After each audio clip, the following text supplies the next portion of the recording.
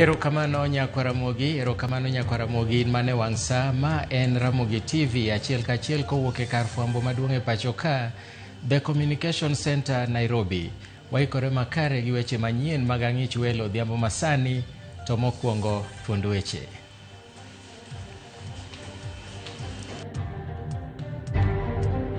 Na msikuwe na wasiwasi. Relax. Hii siasa sisi ndio mafundi wa hii kitu. Hii siasa tunajua kuitengeneza siasa vizuri. Hapa mbele sasa kiwanja itakuwa wazi. Tutakutana kwa kiwanja. Jatend piny William Ruto onyiso jatend DCP Rigathi Gachagua mondo hore mos kendo nigi radi e yiero maduong' ma 2027 tok loch DCP e yiero ma Ol Kalou. For the avoidance of doubt, this by-election marks the death of UDA in this region. William Ruto knows it, and we are aware he is already scheming. Ogai mar DCP Rigathi Gachagua ogolo siem ne jatend piny William Ruto ni yiero ma Ol Kalou ne en ranyisi kaka gwenge ma masawa ma Kenya dhigo ombulu e yiero ma higa manyien. Aora riwani vijende wete na nyocha puro kenda lot michama ikarachuonyo ka te nyocha wuok e riwa ka. Koro biro ringo kuma ne ringe. Omiyo wabiro pidho lot ma nyocha wachamo ka. Nyocha wapidho sekuma. Jodak makak dhimu e West Karachuonyo oyudo fuong'ruok tok gund mar aora riwa manobaro yo kendo rocho pur e gwengego.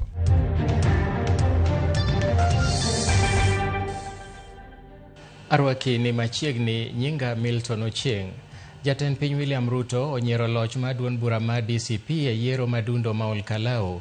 Ruto mane loso odiechieng' achiel tok duond bura mare wito komno ero ma siasa manchene liet ha onyiero joma nyiedho ne ewi siasa ma Ol Kalou kokonegi ni girit mondo giromi e debe e higa 2027. Simpros Okinda nigi ler mathoth. Oloso tok duond bura mar UDA wito yiero madundo ma Ol Kalou manyo bagi odiechieng' manyoro. Ruto mane loso e kar jot mare boma Nairobi e kinde manoromo kod jotelo mawuok Bungoma okaw matin duoko mar yiero no kama jachung' mar DCP noyoro jachung' mar UDA yiero no ma iye nyoro ne tek kolero ni yiero orumo kendo jotelo koro dhi nyime gi tich. Ile kitu mimi nauliza wananchi wote wa taifa letu la Kenya, tudumishe umoja. Kwa sababu baada ya uchaguzi Kenya ni yetu sisi zote. Hatutaki maneno ati mpaka tunaamini ya kwamba uchaguzi inakuwa life and death ama inakuwa yani kufa kupona. Hapana. Ruto bende oseyotwak ma jatend duond bura mar DCP Rigathi Gachagua tok loch makamano. Kolero ni Gachagua ong'iyo gi pogo ganda koluwo weche mag akwede mag dhoudi. Na msikubali watu ambao wanataka kutugawanya kwa misingi ya kabila. Hawa ni wapande hii, hawa ni wapande ile. Hawa hawafai, hawa wako na shares, hawa hawana shares. Hiyo ni siasa ya ujinga. Tusiweke siasa vitina, sarakasi, ukabila, chuki. Wananchi wakishaamua, sisi wote tunatembea pamoja. Jatend piny no maduond buche nyolo mwandu mathoth e lombo jogombo ulwe gwenge ma Ol Kalou obuono joma nyiedho ne yiero madundo mondo girome pap ne yiero maduong'. Na msikuwe na wasiwasi. Relax. Hii siasa sisi ndio mafundi wa hii kitu. Hii siasa tunajua kuitengeneza siasa vizuri. Hapa mbele sasa kiwanja itakuwa wazi. Tutakutana kwa kiwanja. DCP Sami Kamau noloyo UDA kod ombulu moheo 30. Simpros Okinda, Ramogi TV.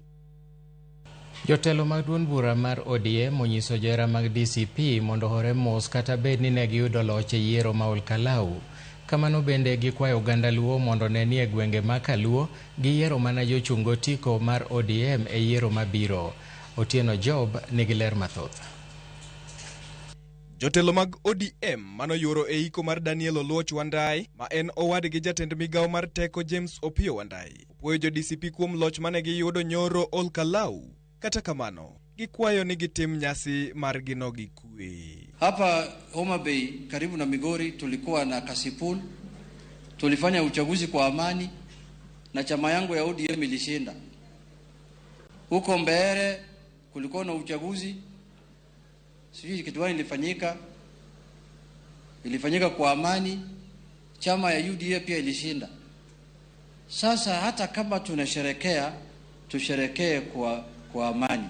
Mano wach mosir kod ogai mar ODM Oburu Oginga, mabende oseyo jatend DCP Rigathi Gachagua konyise ni gibed gi mor ni oyudo loch mare mokwongo. We need unity, we need peace, and we don't want our friends to be annoyed all the time.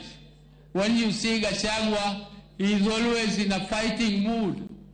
He's in a fighting mood as if something is gone wrong.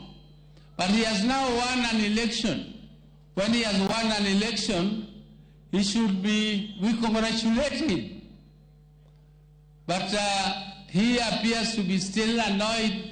The IEBC has proved that it can conduct an election with some independence and some impartiality. And the election now is over. So Gachagua, keep your peace. Ewi wach mar yiero, jodak e gwenge makaluo omed kwa mondo obiyo yier mana jotelo mabiro chungi otiko mar ODM. Kaka aneno cha DCP bopangore kocha be moyuto kuro. Koro thurwa ka. Wan be nyaka waket mana jo ODM. Iwinjo kamano? Wach mar wuoda kik bikel ka. ODM ema nyaka kawo gini kaeto riwore gi uda kucho to loso wach. Jagoro e migawo mar arita Laktar Raymond Omolo kod jaod bura malang'ata Felix Oduor to medo jiwo jopiny ondikre kaka jolut ombulu ne medo yudo teko mar yiero jotelo makare. Wan gi karibu kura 1,000,000 ma jothurwa pok ong'ado. Wasewinjore gi wajumbe wagi, wasewinjore gi MCS, wawinjore gi jotend loch nanga. Ni kochakore wuok tich Monday, wabro wuotho e mier ka mier mondo jogo mosechopo higni 18 mapok oyudo kipande omi kipande. Jogo mosebedo gi kipande to onge kura mondo bende omi kura. The first thing that can make our people remain firm in this government and even in the future, as Wandai said before he left, is one thing and one thing alone. Be a registered voter. Let's have our numbers. Let's negotiate with our numbers on that table. Jotelo go singo mar siro lwedo jatend piny William Ruto e yiero ma higa 2027. Kagiwacho ni Ruto e jatelo mani kod paro maber mar gero oganda luo, kaachiel kod oganda mamoko marom, kendo onge kod paro mar pogo oganda. As the people who have the opportunity to serve under President Ruto, we have no fear to continue and support His Excellency in the delivery and in the transformation that this country is seeing under his leadership. Otieno Joab, Ramogi TV. Moko kuom jood bura mag ODM koro wacho ni duoko mar yiero madundo manotime kar chung' od bura ma Olkalau onyise lela ni sirikal midhi chuo gi higa 2027 ok bi yier nikech pesa kata tiyo gi maundu. Seneta ma Homa Bay Moses Kajwang' okoni duoko mar yiero no onyiso ni jotelo ibiro mana yier kaluwore gi dongruok magisetimo ne jopiny. Jaod bura ma Suba North Millie Odhiambo korka kore owacho ni yiero ma Olkalau okelo wichkuot ne sirikal mar Broadbase kokone josiasa masiro sirikal mar Broadbase mondo ae siasa mar achaye gagoko. Puonjore gi Olkalau ni e yiero mabiro ni okeno bed agoko, okeno bed pesa, okeno bed miriambo, okeno bed chuno japiny, eno bed kakitiyo ne jopiny. Manyonge to kokelnu donge no wacho ni pesa onge ang'owa chogo, to pesa bende onge chira.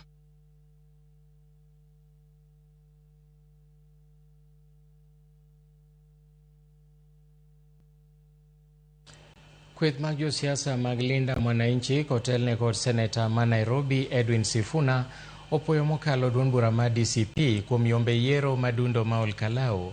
Kweth no lero no kang' ma jodak ma Olkalau no onyiso ni jopiny koro sebedo mariek kendo tang' gi siasa mag asoya.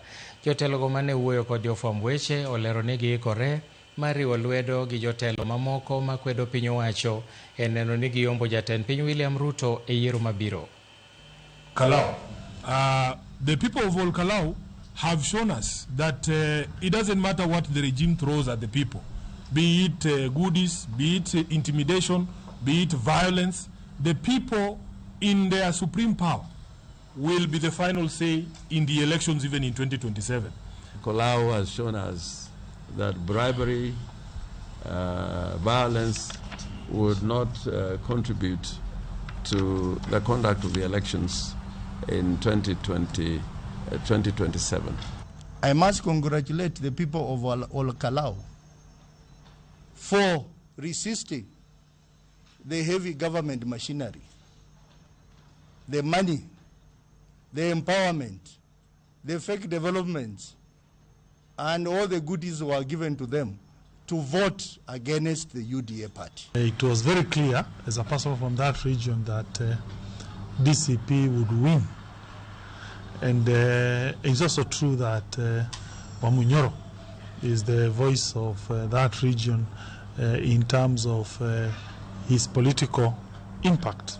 If somebody was doubting anywhere that Labda akona a secret card, you can see there is no secret card that William Ruto has.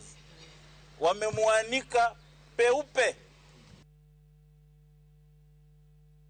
Jotelo mamine manie duond bura mar Ford Kenya jiwo kwan mamalo ma jochung' mamine e yiero mabiro higa 2027 e kinde ma gikwedo lweny kod tulo mosebedo kamienjo e rombe ma kampen mag siasa e pachoka. Kotelnegi kod jalup ogai mar Ford Kenya Millicent Abudho giyango ni maeri en okang' matego duond burano ka gikone mine ni nyaka koro wuog oko kar romgi mondo mi gilar kombe e lemo mopogore opogore mag siasa e yiero mabiro.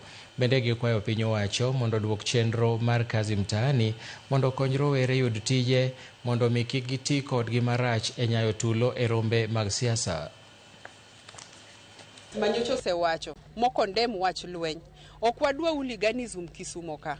Wadwa ni mondo wabed peaceful kaka nyocha wantie chon. Jok madwa donjo Kisumo ka mondo kel koko koni gi koni wangisogi ni washindwe. Wanok wadwa koko. Emomiyo wakwayo president niya. Yie iduoknwa kazi mtaani. Wakwayo president ni yie iduoknwa kazi mtaani mondo yudhewa gi nyithindwa ma osetieko school mitiyo godo marachgi mondo yud gimoro manyalo timo. As a party, we will not condone any violence against women candidates and aspirants. I would also want to encourage the IEBC to make rules that will protect women during the general elections so that the women can be safe from any sort of violence. Na hasa vurugu huwa zinafanya wakina mama wanaogopa. Kwa hivyo tuomba serikali kuu ikaweza kuweka mikakati ambazo zitaweza kuwafanya wakina mama wawe pia na nafasi nzuri, wawe pia na mori ya kuweza kuwania hivi viti ambavyo vinaanza kuanzia kwa governor hadi president na hata hivi viti vidogo ambavyo viko kwenye assembly zetu. Bang' yudo loch maduong' e yiero madundo ma Ol Kalou, ogai mar DCP Rigathi Gachagua ogolo siem ne jatend piny William Ruto ni yiero ma Ol Kalou ne en ranyisi mar kaka gwenge ma masawa ma Kenya dhigo ombulu e yiero mar higa 2027 e yiero jatend piny. Kaka jafwambo marwa mar siasa Chris Owino kowuok Ol Kalou leronwa, Gachagua okwayo jo masawa mar Kenya mondo bi oyier mana josiasa mag DCP e yiero mabiro. Nurie Wakiongo Tumaini nyaka Ol Kalou Town, rangi mar majan mar joka DCP omako piny e ranyisi mar sungo loch margi maradhai e yiero madundu ma Ol Kalou. Ogai mar DCP Rigathi Gachagua otwaro kaka sibuor kendo fwadho orengo ne jodak ma Ol Kalou kuom chung' motegno kendo tamore olemo mamilimili mag sirikal mar Kenya Kwanza. Na mimi nashukuru watu ya Ol Kalou vile wamekula Kasongo, wamemunyoa akapata 0. Kasongo anyolewa sinyolewe. Kalure gi loch makamano, Gachagua nen kod ote moyiedhi jatend piny William Ruto ni yiero madundu ma Ol Kalou en kad makwar kuome e yiero mar 2027. Nilikuonya usiguse mlima, usisaliti wa Kikuyu, usiwatukane kuwaita kabila, usivute watoto wao kazi, usiharibu uchumi, usihangaishe wa Kikuyu, ukajifanya mjuaji, ukagusa mlima, ukasaliti jamii yetu. Jana wamekuonesha hao wamemalizana na wewe. Gisunga mar yudo jaod bura mare mokwongo to moloyo e gwenge mag Masawa, Gachagua ogoyo agoge ni loch margi Ol Kalou en iko mar duond bura mar UDA e gwenge mag Masawa kod josiasa mag Masawa motenore kod jatend piny William Ruto. Wangapi tumemalizana na Kasongo? Harambee! Kasongo aende asiende. Na mimi nashukuru watu tumeng'oa tujang'oa. Tulifinya tukufinya. Tumefukuza tujafukuza. Tulimshinda tukumshinda. Alituambia atutajue ni mwanaume. Hata amejua iko wanaume. Gachagua okwayo Kenya ng'wono kuom ne sero ombulu ne William Ruto e yiero maduong' mokalo ka osingo mar choko ombulu moheo milion 7 mag jo Masawa. I want to admit and acknowledge that I, Rigathi Gachagua, and the people of Mount Kenya are to a huge extent responsible for the mess we are in as a country. We handed this administration nearly half the votes that brought it into power. Our fellow Kenyans, we are sorry. We are keenly aware that we made a fatal mistake and we are all living with its consequences. That being said, we are committed and working hard to correct that situation. William Ruto came to power with 7.1 million votes across the country. Mount Kenya is working hard to mobilize and deliver at least 7.1 million votes in 2027 on our own so that we can wash away the sin we imposed on the Republic in its entirety. Kakayo mar bedo gi duol maduong' e yiero mabiro, Gachagua okwayo jo Masawa mondo omiye jo od bura moheo 100, governors 20 kod MCS 700. I'm giving guidance to the people of Kikuyu constituency to wake up early next year to send Kimani Ichung'wah home. I'm giving guidance to the people of Kiambu to wake up early to send Anne Wamuratha home. I am giving guidance to the people of Murang'a that Betty Maina should not attain 500 votes in the next year general election. I'm giving guidance to the people of Madeira where I come from, and I'm a voter. Eric Wamumbi should not get 100 votes. I am asking the community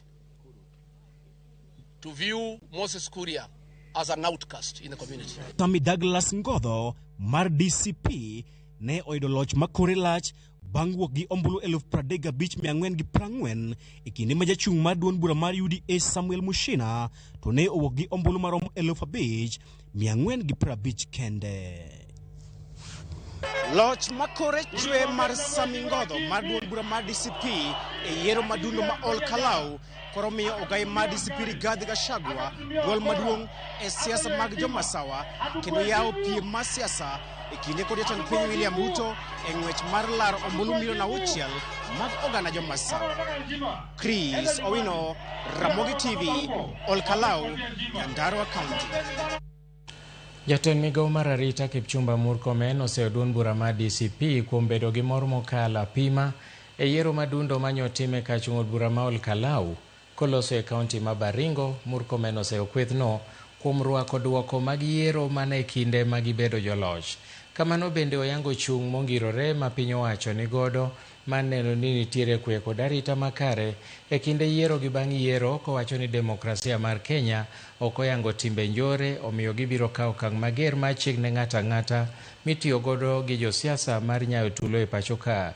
Bende nomedo lero no gai mar obila Douglas Kanja nigi teko moromo mar ndhiyo jok mitudo gi timbe maundu duto kendo ok gibideo duond bura ma ng'ato siro. Wao wakishinda uchaguzi ilikuwa mzuri, lakini wakishindwa uchaguzi ilikuwa mbaya. Lazima wahakikisha kwamba they must be forthright whether they lose or they win.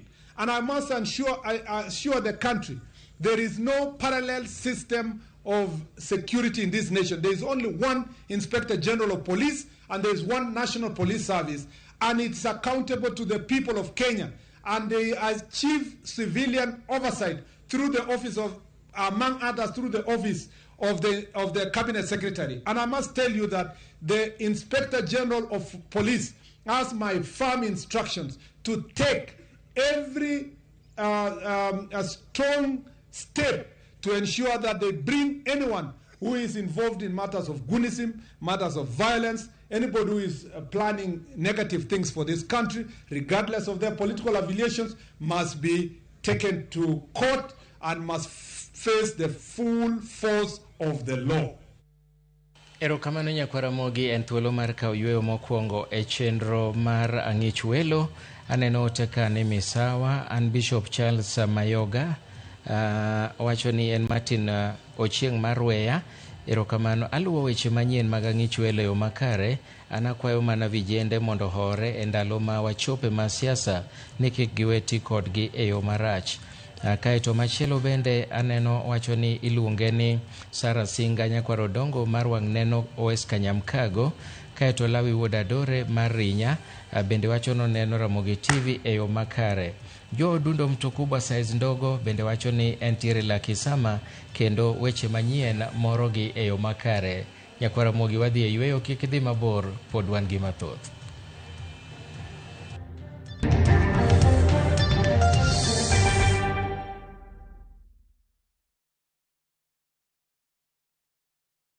Turkey is not one place, and that's the best part. You start in Istanbul. The markets, the energy, the history. It's all happening at once. Then Cappadocia. Those landscapes you've only seen in photos. Hot air balloons, wide open views. And then Antalya, a completely different vibe. Coastline, slower days, just enjoying it. Explore Istanbul, Cappadocia and Antalya in 9 days from $2,700 per person. If you're going to do a trip like this, make it count. Call 0703-254-254. View Travel. Dream, explore, discover.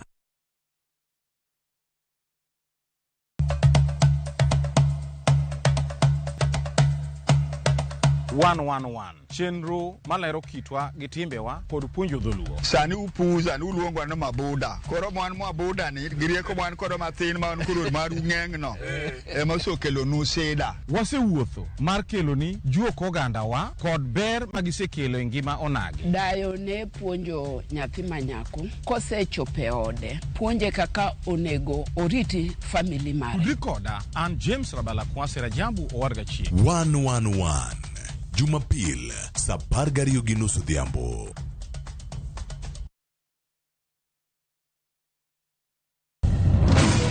Be ikori mar doke pacho kama sigendni ilero gi mor kod sunga mar luo.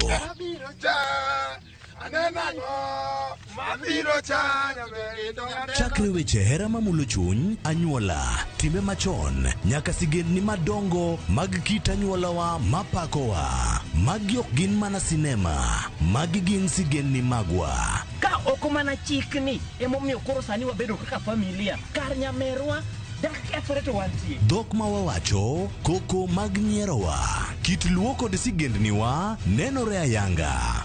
Lui. Winam Cinema, Jumapil ka Jumapil, saa 2 kod saa 4 mar otieno. Mana e Ramogi TV.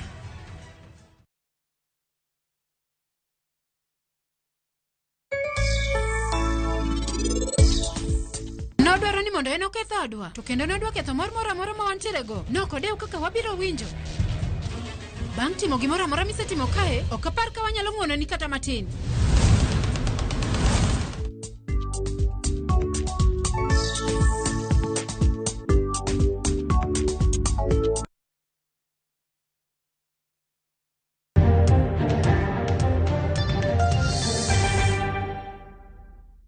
Chiegni kendo Nyakwaramogi. Jopiny agweng' ma Kakdhimo e West Karachuonyo e kaunti ma Homa Bay oyudo fuong'ruok bang' gundho mar wang' aora mar Riwa mosebedo ka keyo pi oko e gwengego.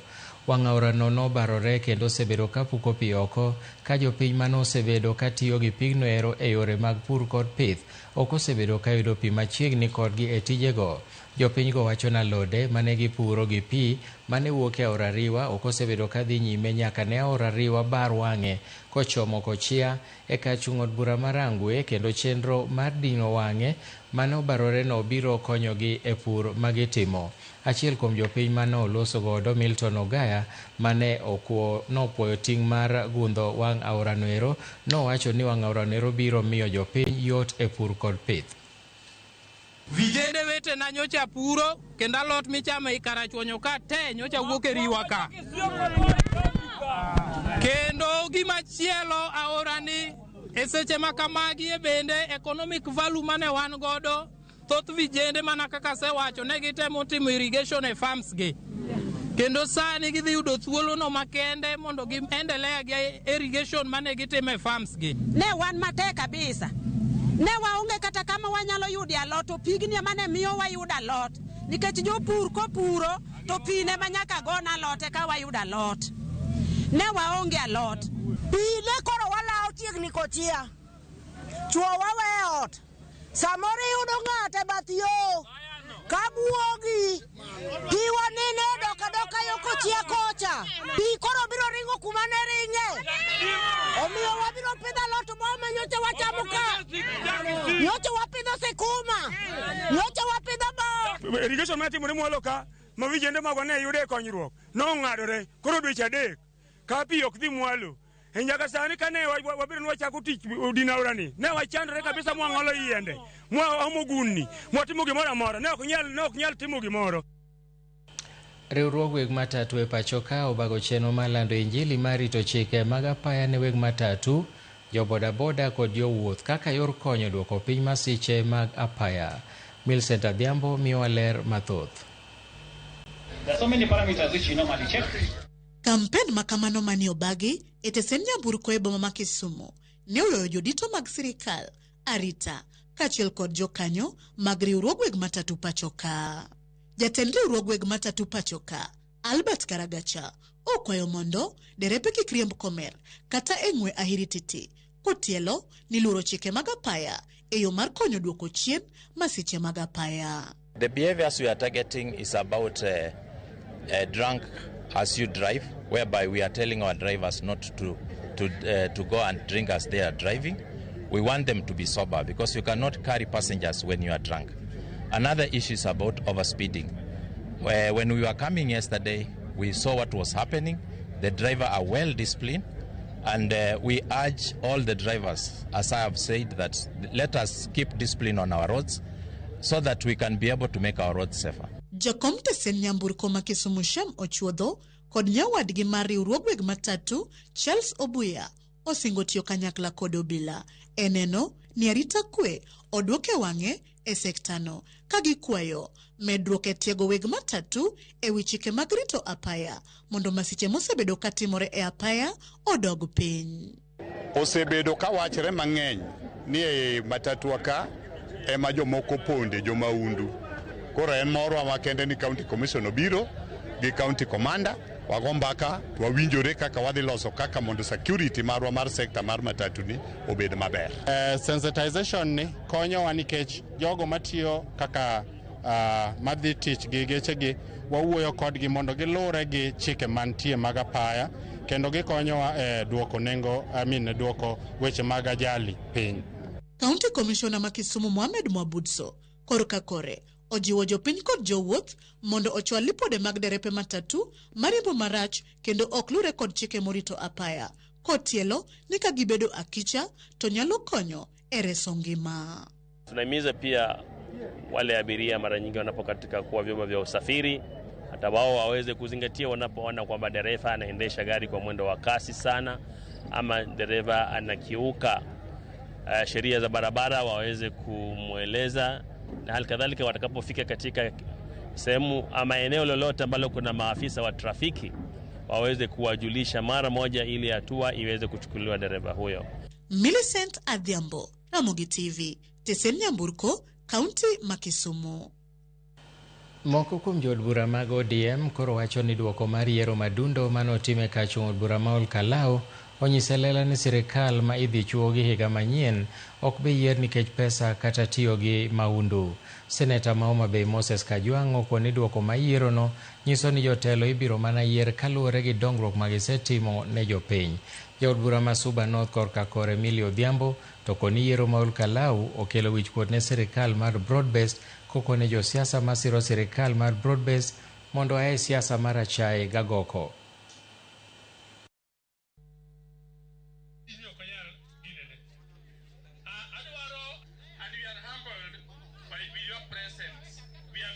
Gima wapuonjore gi Olkalau ni e yiero mabiro ni okeno bed agoko, okeno bed pesa, okeno bed miriambo, okeno bed chuno japiny, eno bed kakitiyo ne jopiny.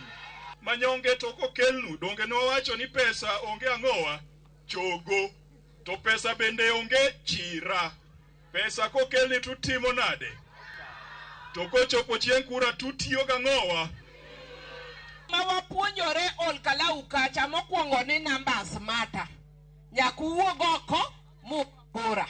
Mar ariyo, gima wapuonjore kacha en niya, ni jakom manyocha wawacho ne ji ni wadhi konyo malo. Jakom mawi marach osenindo. Sani wakonyo mana jopiny. Wakonyo piny koso kik wakony. Omiyo nyiswa kibiro kadi dwa gola milo, nyiswa gimitimo. Broad-Based miwacho ni mheshimiwa, wambe wa supporte.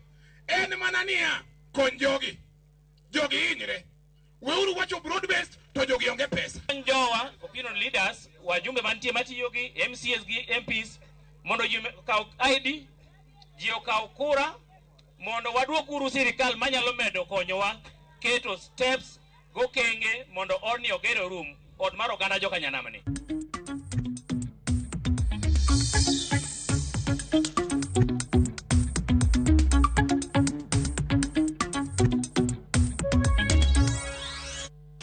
E weche mag ohala ni riwruog jotije ma paw ndeke pacho ka KAU ochiwo notis mar ndalo 7 mar ng'anyo ne tend Kenya Airports Authority, Kenya Airways, Jambojet kod KCAA ponono ni ywak mari ok owinji. Kaluwore gi jagoro maduong' mar KAU Moses Ndiema, tend riwruogego gimiyo notis ok osebedo katiyo e yor chik moloyo to luwo winjruok mar dok e tich ma gisebedo ka gichiwo. Efinya Kidi nigi ler mathoth. E romo margi kawuono e boma ma Nairobi, jotije paw ndeke pachoka kokadhe riwruoge ma Kenya Aviation Workers Union oriwo duondgi ka giwacho ni gibiro simo taya e lwasi kendo chungo wuodhe mag ndeke ponono ni ywak margi ok owinji.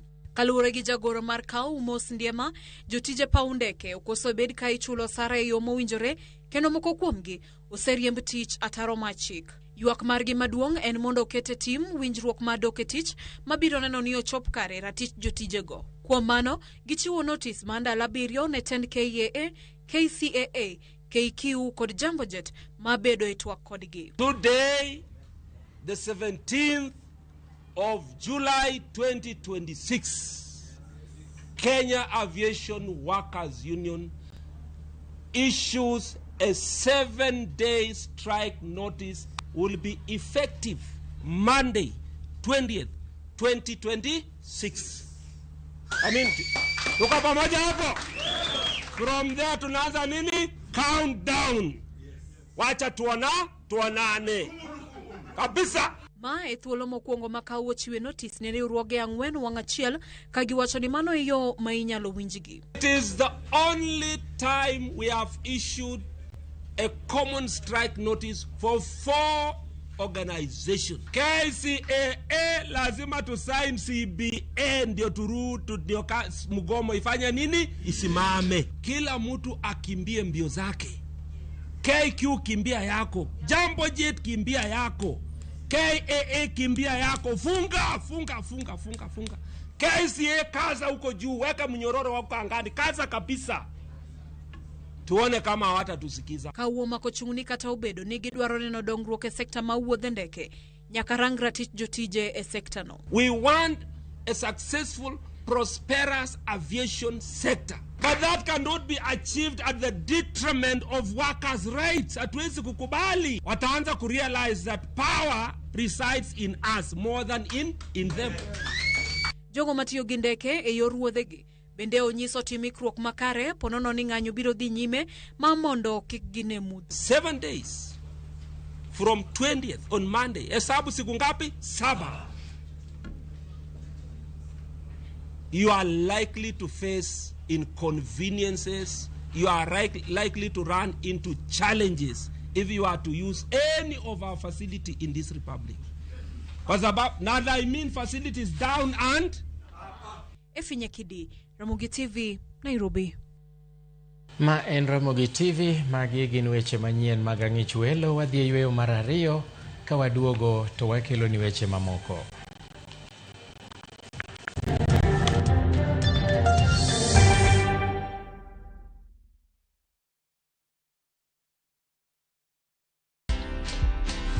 Maybe ningekuwa mrefu ningelose vitu mingi. Hakuna ofisi ninaendaga ati nakaa hapo kwa mlango. What I would say, yangu ni favor, and that is why he made me this size. And I accept the way I am.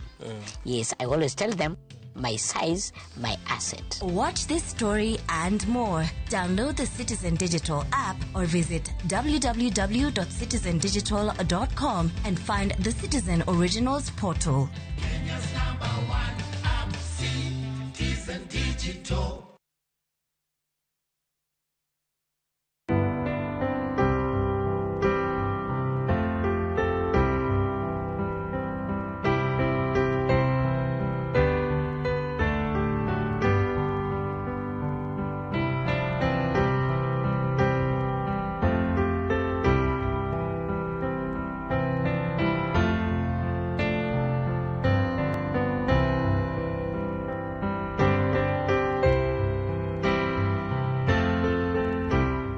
D*811*271# mondo iyud Blessed Assurance kaka skiza tune mari. An Pamela. An jaodi. Jaoda? Aneno ka pasani osechako wilo wiu. Ter mzigo ni kumanyisi no. Kichopo kanyo gidhi midao. Cash. Simple. Dwe chadi. Dwe chauchi. Ngise. O development moro timi turuka. Une mabiro dongo. Nyithiwe mabiro tie gigi.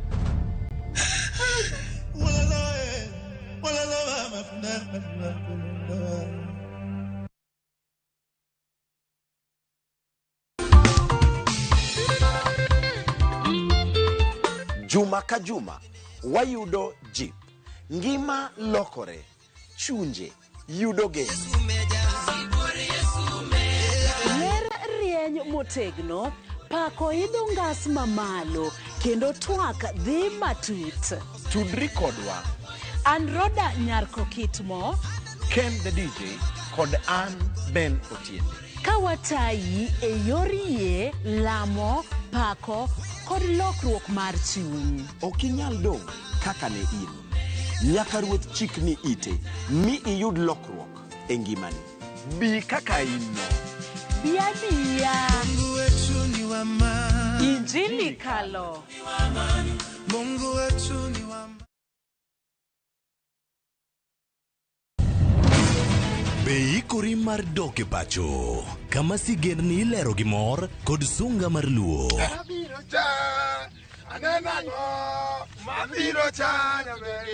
Chakre weche hera mamulo chuny, anyuola, timbe machon, nyaka sigendni madongo mag kit anyuolawa mapakowa. Magi ok gin mana sinema, magi gin sigendni magwa. Ka oko mana chikni, emomiyo koro sani wabedo kaka familia. Kar nyamerwa Dhok ma wawacho, koko mag nyierowa, kit luo kod sigendniwa nenore ayanga.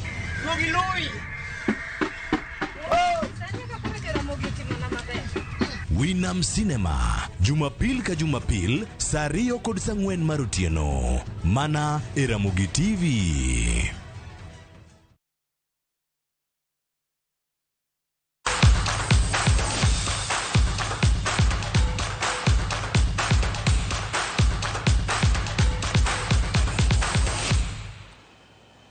E kinde ma tim mar Kenya ma jok manyiri Harambee Starlets dhi nyime gi timo ikruok margi motelo ne tuke mag pinje Afrika, kwano koro nyaka gigo mar neno ni gitieke thuolo 2 mokwongo e grup mar A. Starlets nitiere grup A kama oting'o jobag tukego Morocco, Algeria, Senegal, ka Kenya biro tugo tukgi mokwongo mar grup gi tim mar Morocco tarik 26 dweni e alap tuke ma Moulay El Hassa e boma mar Rabat. Kaito tarik 30 Kenya biro rakore gi Senegal e alap mar Olympic Stadium kapok gitieko tugo mar grup gi tim mar Algeria tarik 3 dwe mar 8 e alap ma Olympic Stadium. Kenya ogo tach e boma ma Miramas kama gibiro time orako margi kapok giwuok ka gidhi e piny mar Morocco.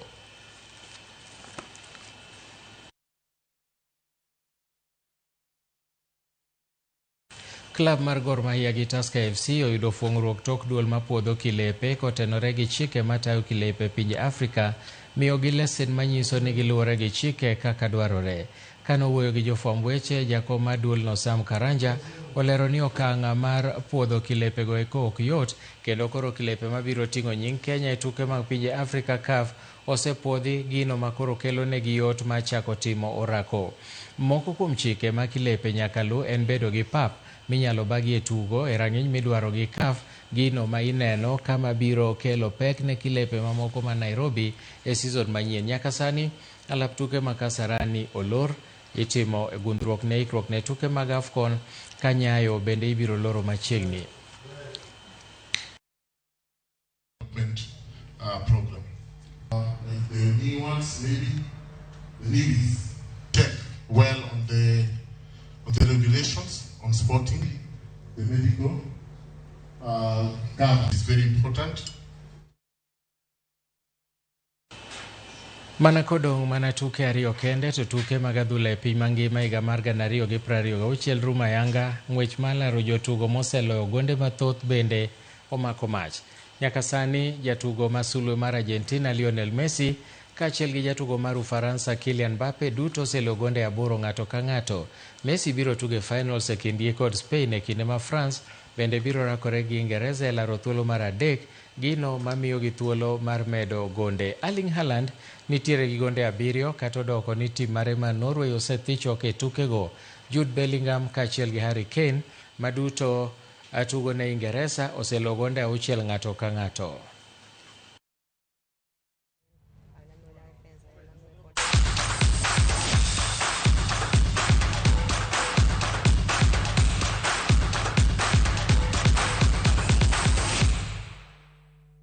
Erokamano Nyakwaramogi mane mokelo e giko mar weche manyien mag ang'ich welo gi sani. Elo producer mara Jael Lieta, jaloko mara nen Berinda Phillips. Warom kendo saa 3, nyinga Milton Ochieng' Awuor. Oriti masani.